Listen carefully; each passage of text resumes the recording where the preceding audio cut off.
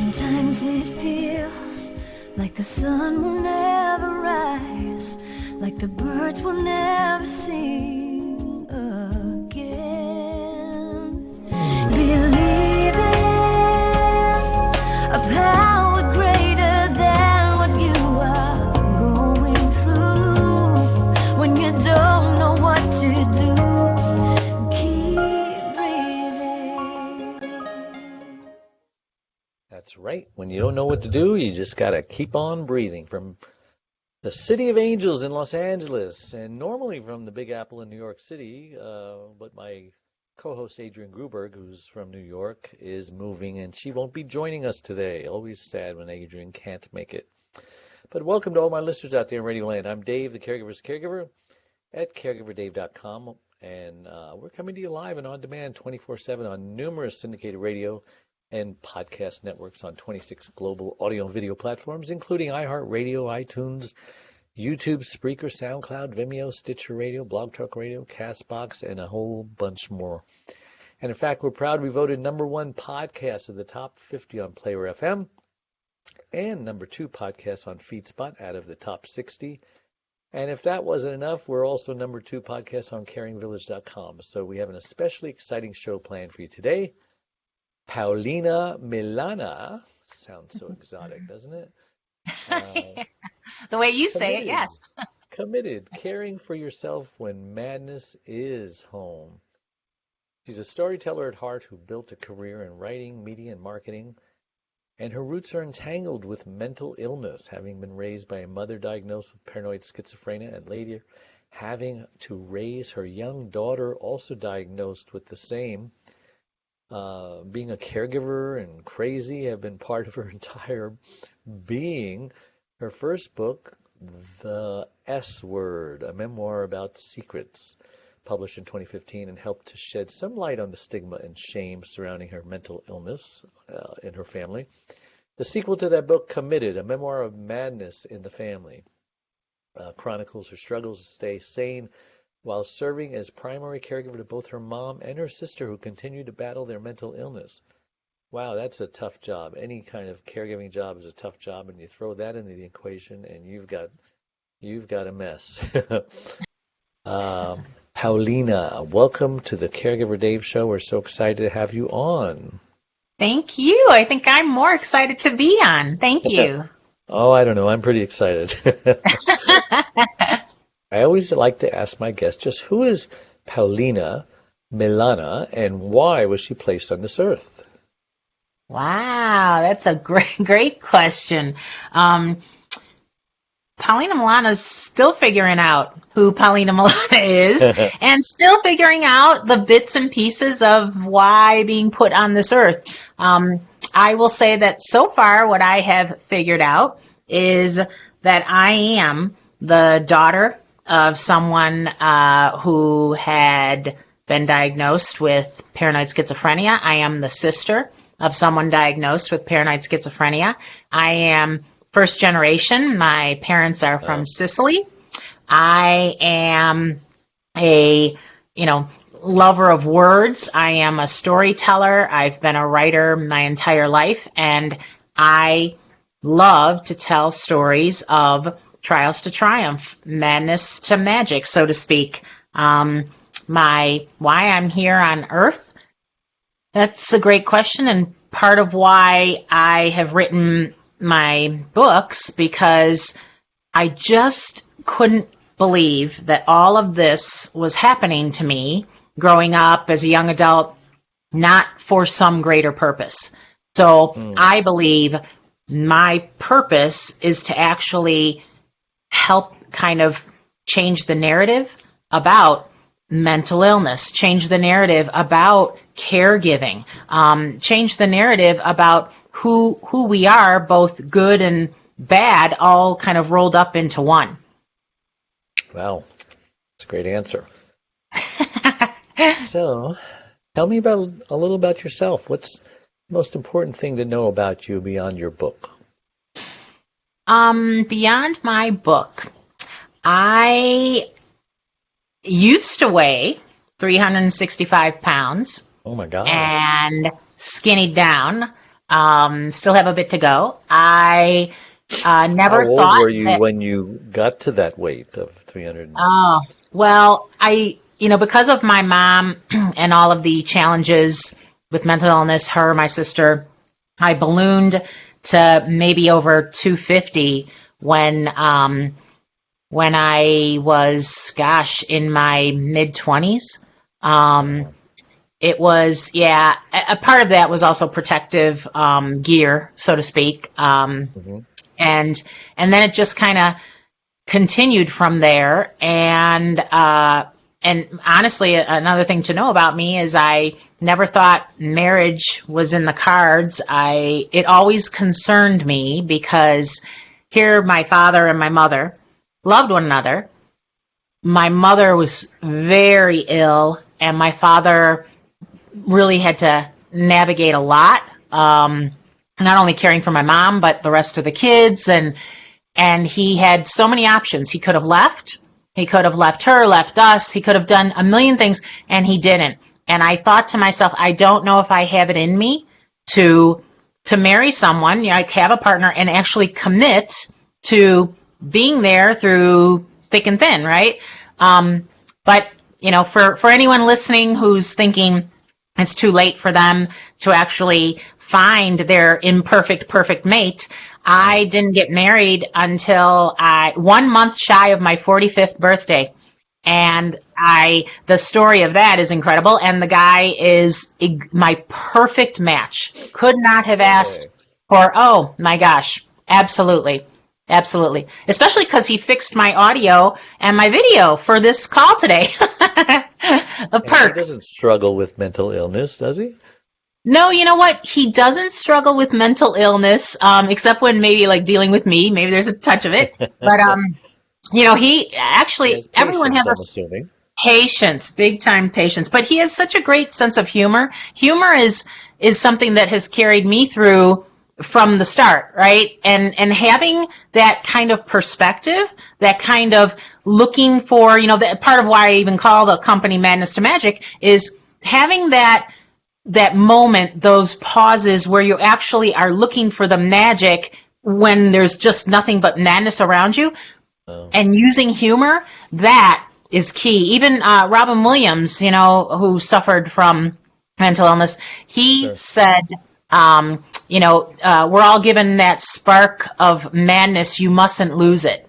And honestly, right, that's, to me, the sense of humor. And he's so funny. One day I was sitting here and I was kind of like in one of my moods, let's just say.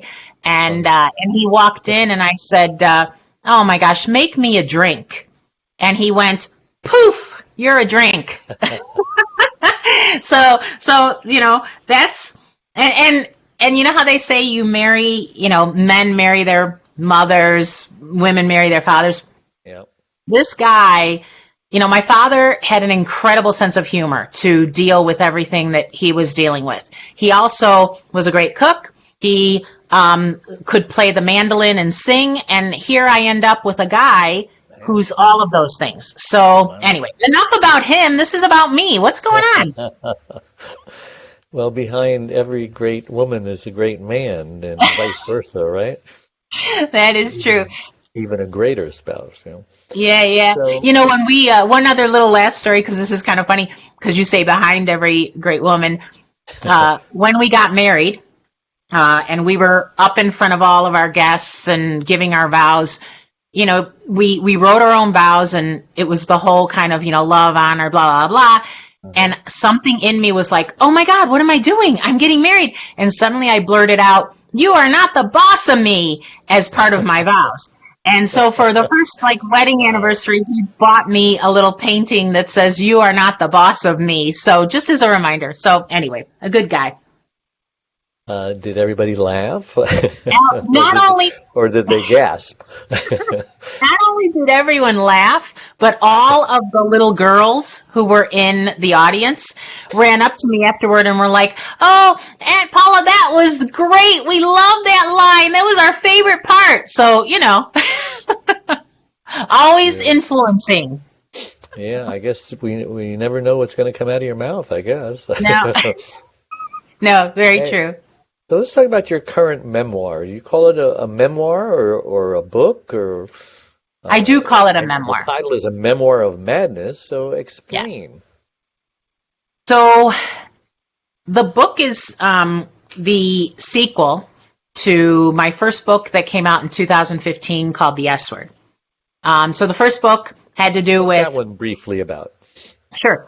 So The S Word is about secrets, and it is the story of kind of how it started. So I'm 10 years old.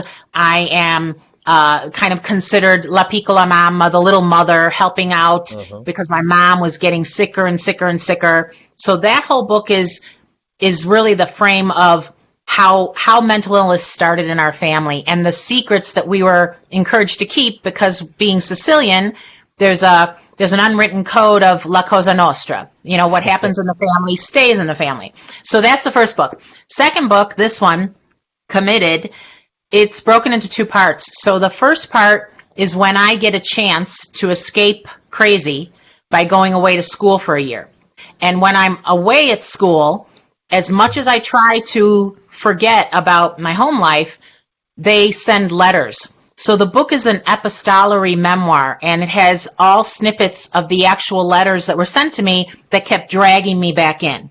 The second part of the book is when I come home, and everything is cray-cray still, and I am trying to live my own life, and I'm missing the life I had in college. And then all of a sudden, my father unexpectedly dies of a massive heart attack. 2 years after that, my little sister explodes in a psychotic episode, and I find myself primary caregiver to both my mom and my sister, diagnosed with paranoid schizophrenia. And so the sequel kind of goes past what you've gone through and then talks about what you're going through right now, huh? Yeah, definitely. This Committed book, it really kind of shines a light on how at any given moment, to be honest, any one of us could become crazy. I mean, we all have moments in us where we don't know what to do because of some given situation. The video that you play, right, in the beginning of your program is all about this. Like, there are moments in your life where you don't know which way to turn. And if you keep it inside, it just continues to fester, right? I say, silence suffocates. And that's what happened to me. I was trying to do it, trying to look normal, quote unquote, from the outside, scared to death that I was going to, catch schizophrenia. I had all these things going on. And at one point at the end, I just couldn't see a way out. And I decided that I was just going to do the world a favor, take myself out, take my sister and my mother along with me. And by divine intervention, I happened to meet someone who takes me without pay for months. She's a therapist, sees me, and that was my salvation. Wow. So therapy is necessary. You recommend it, right? I recommend therapy with the right person, the right fit. There are, as in anything, there are some folks who maybe, maybe they were best suited for something else. There are some folks who are great at what they do, but they're not the right person for you. It doesn't mean that therapy is wrong or a bad thing or you shouldn't do it. I wholeheartedly believe in talking to trusted individuals. And if for some people that's a friend, a colleague, talk, let it out. Share what's going on. The more we do that and we don't keep it hidden and shameful, the more that we can help to change this narrative about mental illness, about caregiving, about emotional wellness. Yeah, and your book has rave reviews. I mean, I think one person actually said it's probably one of the best books on mental illness that they've ever read. What do you think is behind that? I mean, why is your book so much better than other books that have been written about mental illness? Well, first off, I thank you for saying that, and I'm super humble because obviously it's all opinion. I would love to believe that the book is one of the best. I think in my opinion, and people have said this, you know, some books are preachy. Some books are okay, they are over there. They are the mentally ill ones, or they are the ones I'm talking about. I'm totally different.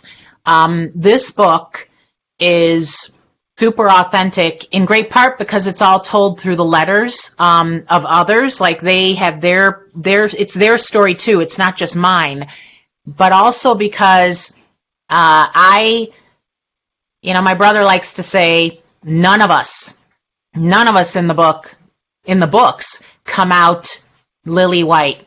We all are flawed. Every one of us is both good, evil, virgin, whore, predator, prey. But that's the human condition, right? And so I think what people are seeing in the book is, I actually come out and say that, you can hate your mother or a person with mental illness at the same time that you love them. With permission, right? Yeah. Yeah, and right. And, giving permission, it's natural to have those emotions. The more that we are afraid of them, or the more that we stuff them down, the more it's like a cancer. It just grows. Yeah. Well, so we're going to take a break, and we're going to be right back, so don't go away. One Arm, One Leg, 100 Words, Overcoming Unbelievable Hardships is about Charlene, a stroke survivor. Back in 1996, Charlene was a healthy, normal, very active 52-year-old woman whose amazing talents resemble that of both a Martha Stewart and a Wonder Woman. But all that changed when she suffered a massive stroke that left her severely speech impaired and paralyzed on the right side. Who am I? My name is David. I've had the privilege of being Charlene's husband since 1975. We had a wonderful, fairy tale, storybook-like courtship that culminated in our marriage a year later. Charlene had just come out of a marriage where after 10 years, she received 2 black eyes and a broken nose by her former husband when he came home high on speed. Charlene believed in no second chances of any kind for abuse, so she left. Finding herself all alone in the world with her 5 and 10-year-old daughters, Cynthia Lorraine and Deborah Lynn, she started raising them by herself for the next 2 years. Then fate brought us all together. After falling in love with Charlene, Cindy, and Debbie, our love then produced Rebecca Elizabeth. We had a wonderful, normal life for the next 20 years. But today, things are very different for everyone. How about the reaction of 9-time Grammy and Dove Award recipient, the godfather of contemporary gospel Christian music, Andre Crouch? Charlene just won't let the promises of God go, and she has not let her circumstances get in the way of her faith. She's not just a survivor, she's more than a conqueror, as the Bible states. You'll be encouraged by her testimony, regardless of what you're going through. Available everywhere. And we're back with our guest on the Caregiver Dave Show, Paolina Milana. Nice Italian That was girl. A powerful story. We all have powerful stories, don't we? Yeah, definitely. Every single one of us. So, getting back to your book, I want to know when you began to start caregiving. I mean, was it early on, taking care of your mother? Because obviously there were times when she couldn't take care of herself. Right, Explain yeah. that. So I was maybe 10 when it kind of all started. Wow, that's young. My unofficial role as, like I said, my father dubbed me Piccola Mamma, which means little mother. So yeah, my mom just for so many years was either under the covers, catatonic, or a complete rage. And a lot of the things that I know she would have wanted to do as a mom, used to do as a mom, just weren't possible. And who was there to do it but me? So did the best I could. I remember it was Thanksgiving one year, and I can't remember. I think I was maybe what, in the eighth, maybe in the 8th grade, 7th grade, somewhere. I can't remember how little I was, but I remember my parents went to frequent another doctor, and it was over Thanksgiving. and we were left at home, and I was in charge of Thanksgiving dinner. But I was too little to know, well, I knew you bought a turkey. I was too little to realize that you had to thaw it. So there it was, Thanksgiving, and so we didn't have turkey. We ended up going to like the local little kind of white hen pantry and got sandwiches, and that was it. So how old were you? Oh man, I'm trying to think of when that actually was. It was You weren't an honestly, adult. I think I was only like 12. Yeah, I was a kid. Yeah. And they expected you to put out Thanksgiving dinner, huh? Well, nobody, you know what? Unrealistic. Nobody expected it. It was, there were 4 of us, 4 kids, and my parents had to go. I had 2 older siblings, so it wasn't like we were left alone like little kids, but I was the one who had taken on that responsibility of kind of caregiver, and I'm a middle child, so to me it was part of who I was. So nobody assigned it to me. I kind of took it over. I had to grow into it. I wasn't very good at it at that age. Did you even know what a caregiver was when you were doing all this stuff? No, I don't think I knew official title. I knew from what my father would call me, La Piccola Mamma, the little mother. I knew that I was in this role. Honestly, it was a bit of a power trip. As much as there were moments where I hated it, and I was like, well, why do I have to do that? Why do I have to take care of my little sister? Why do I have to? There were other moments where, because I was getting kind of the attention, especially from my dad, that I kind of reveled in it. So you were a parent to your siblings. You were the mother.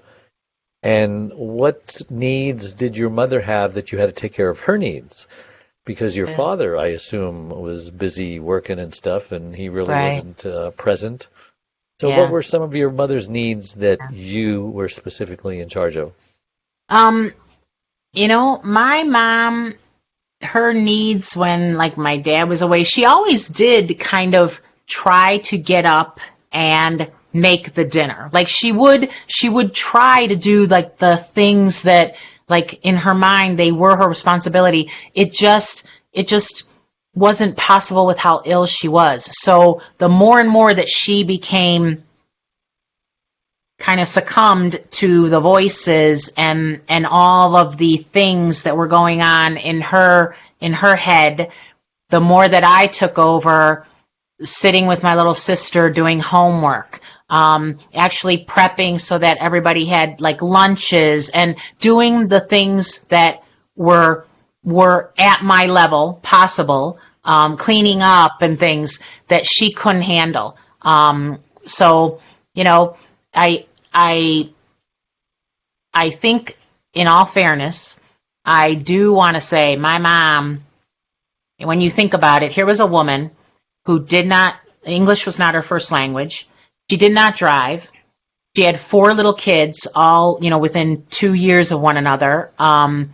She told me when we were older that she would take us out for walks, in part because she was trying to run away from the voices telling her to kill us. Well, we didn't know that, and yet look at the power she had, the force she had to not do that. Right? We see all sorts of TV news where that doesn't always happen. So, yeah, my mom was super intelligent, super talented. My error, and I will call it an error, was I was so afraid of that mental illness that I kept my mom at bay. And in doing so, it wasn't until much later in life that I realized she wasn't just mental illness. She was so many other things that we shared, right? She loved motorcycles. I had no idea I married a guy who's a Harley guy. So it's just, a lot of things. And I think we often put people in these buckets, right? A black and white world, like they are this, they are that. And that's not true. My mom was an entire spectrum. What help was she getting? I mean, what did the medical community diagnose her as? I mean, what did they do for people like her in those days? Yeah, well, honestly, in those days, so we're talking the late 70s, early 80s, right? That's Did when they it just kind of really commit you to exploded. a madhouse? No. So with my mom, because schizophrenia is supposed to attack in your 20s, and here my mom was late 40s, 50, the medical community, the doctors, they had they didn't even look at the psychology of it. They kept thinking it was physical. So my mom went through 2 exploratory brain surgeries. And it was almost like they were looking for something to cut out. And then finally, Hopefully it wasn't a lobotomy. no, but I mean, Was that she has normal in her happened, right? 20s and 30s, kind of? So that's a great question, and you even said in your piece about your own family, we were a normal family, right? Right. And I kind of tackle that in the book because, what is normal? I mean, in some communities, I think about that movie When Harry Met Sally, and that scene in the diner, and not what you think I'm talking about, but when Not the she sex orders scene. her meal, not the sex scene. When she orders her meal, she says, "I'll have the peas, but not the this," and then I don't want this touching this, right? Everybody thinks, okay, that's a little bit eccentric, right? But they don't think crazy. So my point is, what is normal? My mom grew up in Sicily during World War II with Mussolini, Hitler. They were being bombed. Her father, her brothers, they were prisoners of war. Some didn't come back. They ate maybe bread, maybe in a day. So her normal was not that great. And so was she normal? They say that it's possible she was hiding a lot of those symptoms, and then they just kind of mushroomed, right? But who's my, for all intents and purposes, my childhood to me, because back then I didn't know any different, I thought that was normal. I thought everybody had those kinds of things until I started to think, wait a minute, I don't think this is that normal. So anyway, it's a relative term. Yeah. So you were a communications executive for 30 plus years. How were you handling this life, this professional image? Did anyone at work or your friends or relatives, I mean, who knew the secret? So first off, when you say 30 plus years, wow, I'm old. But Yeah, me too. So gosh, you know what? I prided myself on looking like I had it all together from the outside, and I thought I was strong enough. I thought that if I went for help, that meant I was weak. Right? Someone said once that a strength exaggerated becomes a weakness, which is what happened to me. Nobody knew what was going on. Even in this book, in Committed, my one of my great bosses at the newspaper, she was a powerful woman. She was also a mom. She had no idea, and I remember she turned to me once and said, Paulina, you I don't know what happened, but ever since your father died, you're just kind of a mess. But she had no idea. And only recently, having read the book, she was like, wow, I had no idea. I made sure no one knew. And that's part of the problem. The more that you keep it inside, the more that you're just spiraling downward, and the more that you keep that sunny face. Being a communications exec, being in PR, it's really important to have that outer kind of image of being powerful, of knowing what you're doing, and I was falling apart inside. Well, you pulled it off anyway. So did you inherit this gene? Are you a little crazy? Who did your mother inherit it from? Yeah. So the mom part first. We were told stories of my aunts, of grandma, like all on the female side of my mother's side, and while we were told these fantastical stories. I remember her telling us once about our grandfather being kind of chased by phantoms because he wouldn't. And when you're told this, you're kind of like, what? Like, you don't even think about it until suddenly there's a diagnosis, and then you're like, whoa. And then there's a second diagnosis, and you're like, okay, this must be in the family tree. Do I have a mental illness? I don't have a diagnosed kind of mental illness. When I was younger, the voices that were in my head, I worried, are those normal? I have no idea, like, because of what I'm used to, right? My mom and those voices weren't normal. I think, someone had just recently shared with me my mental health issues. They're not mental illness, a diagnosed mental illness, because mine can go away. They can end. When you have something like schizophrenia, bipolar, it can be treated, it can be maybe navigated, but it is kind of never ending. So I think there's a difference there.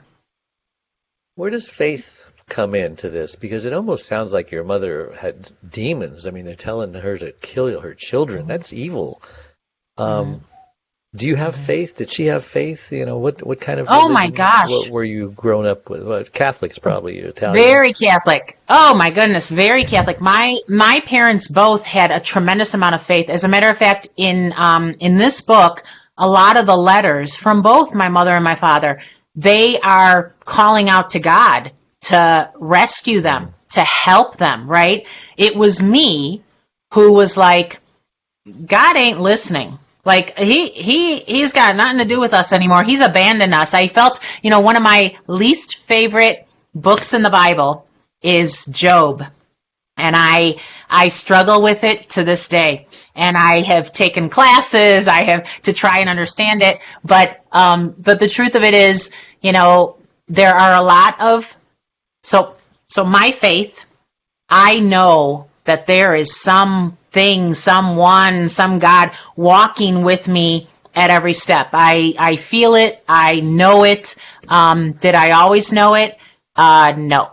I really thought I was kind of abandoned at some point. And a lot of that had to do with authority figures, if I may say, even in the church, who didn't use their power, so to speak, in a benevolent way, but more in a punitive way. And I believe God, Jesus, is love, not, spanking. So yeah.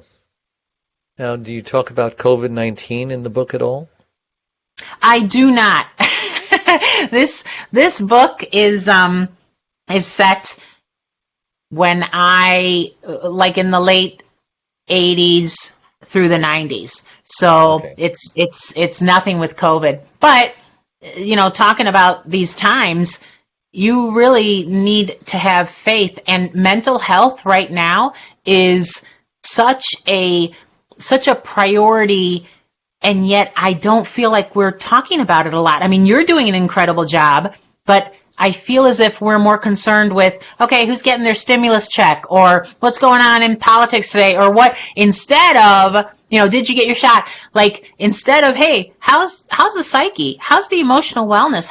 And I firmly believe leadership must embrace health and wellness and mental health and wellness. You can't be a leader unless you embrace that. Your mother is still alive? No, my mother died in 2008, okay. And she was 83. Along with the economy. Yeah, along with the economy. And then my little sister, unfortunately, she died in 2014. She was only 47. That was the one who also had a mental illness? Yeah. Mm-hmm. What did she die of? So I had gotten her into a group home and into her own assisted living apartment, right? Like the housing kind of sure. thing. Facility. she just couldn't handle it on her own. And so at one point, we discussed it, and she really needed more care. So we put her in an assisted living situation, and things were okay for a while. And then she kind of rebelled. We went through a bunch of different homes. Then she finally ended up in one that was pretty terrific.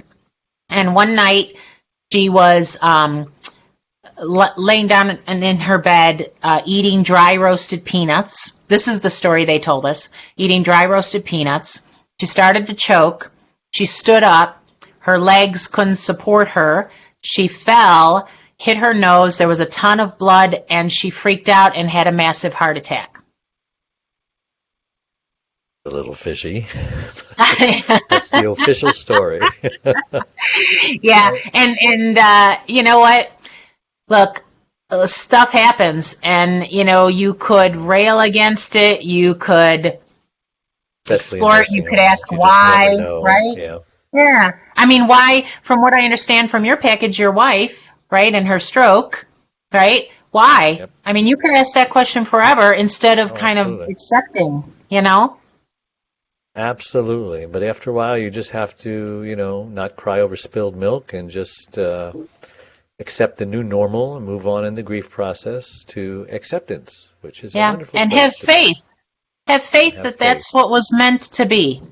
God's bringing you through this, so you must have the ability to handle it. And He hasn't taken your life, so there must be other things you need to do. And my wife is amazing. She is such an inspiration to people because she makes us all normal people look like whiners and complainers because she does more than most normal people can. Now we're going to take another break, so we will be right back. Don't go away. Dave Nasani, the Caregiver's Caregiver, has just released his 6th book entitled It's My Life Too, Thrive to Stay Alive as a Caregiver. It was specifically written for caregivers who know they should be putting their needs first, but just don't know how. Dave is the sole caregiver to his wife, Charlene, since 1996. He knows firsthand what caregivers are going through because he is one. He now speaks all across the country, offering caregivers his amazing caregiver support package. Even the airlines tell us that in the event of an emergency, to put your oxygen mask on first before you help your child with their mask. They know that those who don't heed their advice often black out, thus becoming unable to help either themselves or their child. And caregivers are exactly the same way. It's My Life Too, Thrive and Stay Alive as a Caregiver will help caregivers who are neglecting their sleep, diet, and social life and learn to put their needs first. Pick up your copy today or buy one for your special caregiver, on sale everywhere and at caregiverdave.com. And we're back on the Caregiver Dave show with Paolina Milana, my guest. We're talking about mental illness, schizophrenia, paranoid schizophrenia. Is there a difference between schizophrenia and paranoid schizophrenia? So I don't pretend to be an expert on the different types. However, paranoid schizophrenia is a type that is convinced that everyone is against them, that people are coming after them. My mom had thought that we had bugged the entire house with cameras and were tracking her and taking lewd photos of her. So, and she was pretty kind of kill or be killed kind of schizophrenia, a bit on the violent side.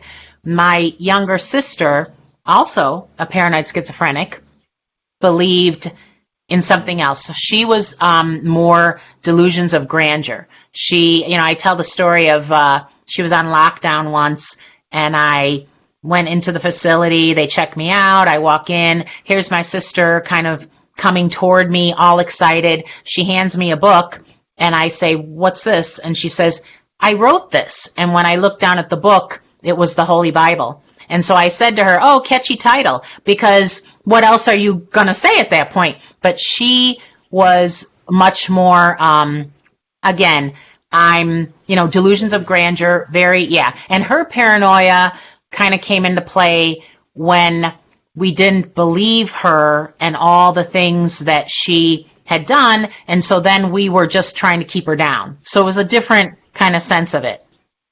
You're bringing back memories of my mother-in-law who was demented, and she was also paranoid. We were trying to get her. We were trying to, make her go crazy and steal her house. Wow. And she just wouldn't believe that it was more logical that maybe your memory is failing and you can't remember where you put these things, and then people coming in, stealing them, and then people coming in, putting them back. And she was torturing herself, and it was torturing watching her torturing herself. Yes. And, when she did finally die, I mean, I was relieved and I was happy for her. And my mother had dementia also. Wasn't as crazy as my mother-in-law. She was very passive and a cute little teddy bear. Everybody loved her at the home, and she was no trouble. But in the end, when she would go to the hospital for things that they felt she needed to do, she did get violent one time because not trusting them and the paranoia.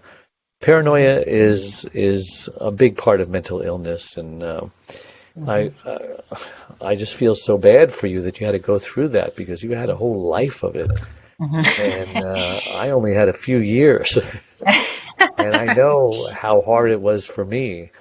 And I can imagine. No, I can't imagine. It was really hard.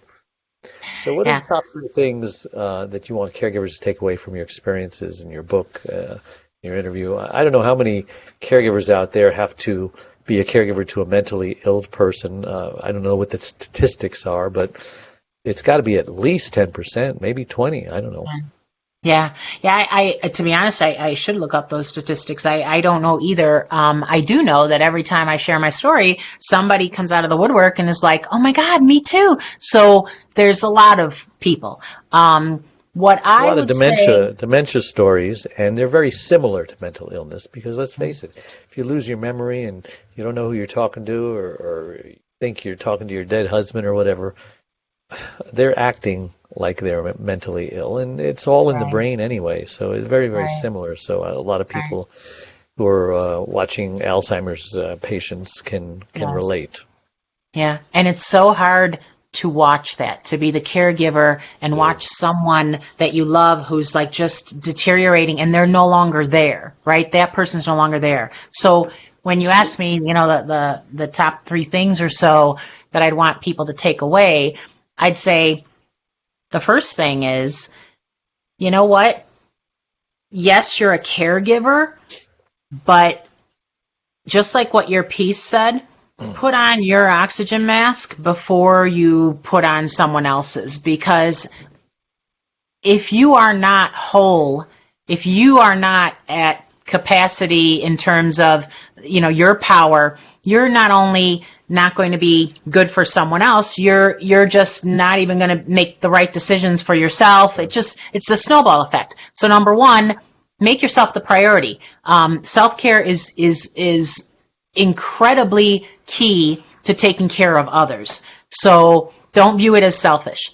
Second thing I would say, just because you're someone's caregiver, doesn't mean that that's the only aspect of your relationship. It doesn't mean that that person is only that reason you're caring for them. If someone is said to have a disability, it's a disability in one thing, not a disability in everything about them. So embrace that they have multiple parts to them, just as you do, and know that you yourself, there but for the grace of God go I. Yeah. If your circumstances change, you too may find yourself in need of care, and don't be shy to ask for it. Yeah, that's what I would say. It's done to take care of yourself. How did you do it? How did you keep from burning out? How did you put your oxygen mask on first?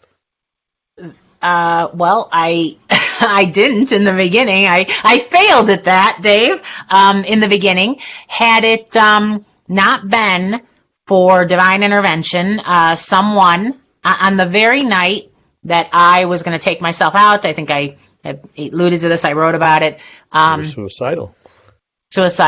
Someone noticed, someone took me, and fortunately I didn't fight it. I went. So I think that initial kind of being able to spill it spill the secrets to someone who I didn't know, I didn't care about, they didn't know me, and I could just get it out and be done. That was the start of my kind of journey to self-care. Now, ever since then, I have done a lot of things in terms of self-care. One, obviously, I mentioned that the weight issue. I have made it a point to continue, and this is something I did ever since I was little, to continue to write in journals. There is something super powerful and healing about writing in journals, writing your story down, even if nobody sees it. Sure. Actually getting that out of you is great. Yeah, absolutely. What goals do you have for the book? I mean, what is the book for the mentally ill? Is it for the caregiver? What do you hope that your book will accomplish? So I hope that my book, number one, really gives a voice to the people who are no longer here and who are part of the story, right? My mom, my sister, my dad, there's a character, Mr. Austin, in the book. So many people who were part of the fabric of my life, and I hope the book gives them an opportunity to tell their story. I think bigger picture, I hope this book actually lets everyone know, whether you have a diagnosed mental illness, whether you're caring for someone with a mental illness, or whether you're not touched at all. I hope it really gives an authentic view from all perspectives on what it is like to have a mental illness, what it is like to care, to be a caregiver, and what happens if you ignore yourself. And that at any moment, I love to think that everything that happened to me, everything that happens to anyone, it influences your life. It influences what you do. But the beauty of it is you have the power to decide how it influences you.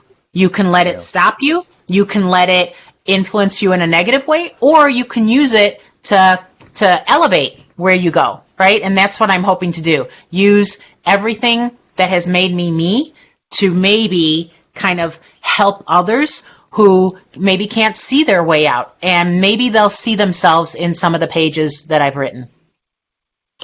How hard was it for you to write this book? So, I have kept journals forever, and then all the letters, right? So those things, like getting at the actual what happened in the moment, that was easy. Dealing with what happened in the moment, dealing with how I reacted, me, in the moment, the decisions that were made, the thoughts, now coming at it from this age, this perspective, this wisdom, it was a challenge because there is a propensity when you write memoir to look back and judge the person you were then, right? Everything that went. And Maya Angelou has a quote, we did what we knew how to do then. We know better now, so we'll do better now. And what I needed to do was all that material, approach it from the seat of where I was back then. Are you a book writing coach now? Yes. Yes. As a matter of fact, yes. There are so many people who have great stories, and they don't know how to get started. You need someone that you can trust to help you go through that. So I do help people take the stories of their lives, the lessons of the life, the book as a bigger. So yes. And many caregivers, if not all of them, have a great story to tell, right? They do. Yeah. Everybody has a great story. Yeah. Well, it's great that so many of them are telling them on with you. So, you are really doing a great service to not only the caregivers out there, but everyone else who is fortunate to know about your program. So, I'm done with my questions. What haven't I asked you that you would like to share with the audience? I would love to share with the audience I would encourage them to pick up the book, read it, hopefully give an honest review if you can on Amazon, but I would encourage them to look around, what's happening, look at their circumstances, know that they are not their circumstances. And one of the things that I do in my resilient and empowerment coaching for folks is we take a look at ourselves just as if we're a character in a TV show or a movie show. Like, when you're watching a show and the character, oh my God, they're getting into trouble and there's a cliffhanger at the end, and you wait because they're going to kind of figure it out. Start approaching yourself with that kind of a mindset that you will kind of figure it out, right? Because you're the one who's holding the pen. You can write the next chapters of your life, right? You can reimagine what came before. So That's what I would have to say. That's good. So how do we get a hold of the book and maybe a hold of you if maybe somebody has some questions or wants some coaching on how to write their own book? Absolutely. So my website is madnesstomagic.com, and so that's madnesstomagic.com. You can go there. You can actually get a whole bunch of free kind of downloads from the site. You can find out about the coaching and the book. You can get the book anywhere that books are sold: Barnes & Noble, Amazon, Indie Books. But I welcome it, and you are welcome to email me at paolina@madnesstomagic.com. I love hearing from people.